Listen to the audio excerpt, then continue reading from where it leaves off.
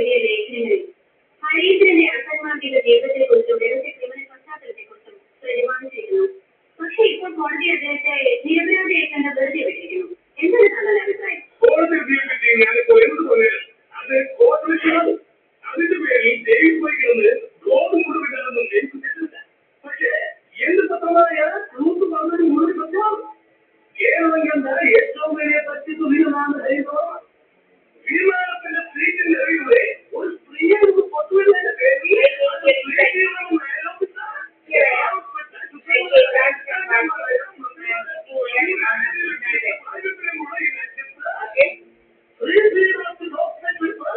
നിരന്തരമായി പീഡന രീതികൾ നടത്തിക്കൊണ്ടിരിക്കുന്ന ഹരിതവുമായി എന്തെങ്കിലും കാണില്ല എന്നതിൽ നമുക്ക്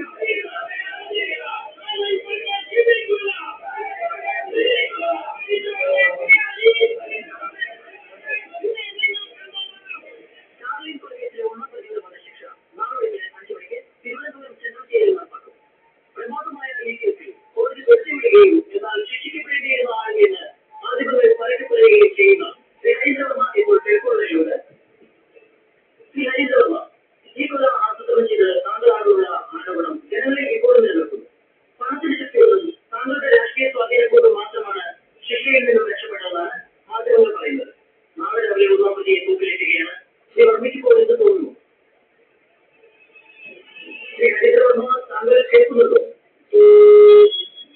അദ്ദേഹം ടെലിഫോണിലായി കണ്ടിരിക്കുന്നു. മാനസികമായ ടെൻഷൻ പോലുമായിരിക്കാം അദ്ദേഹത്തിന് സംസാരിക്കാൻ കഴിയാത്തത്. ഏതായാലും കോവിലകം സൃഷ്ടിച്ച സ്റ്റാർലൈൻ കൊലക്കേസിലെ 1-ാം പ്രതി നാളെ രാവിലെ തിരുവനന്തപുരം സെൻട്രൽ ജയിലിൽ വെച്ച് തൂക്കിലേറ്റുകയാണ്.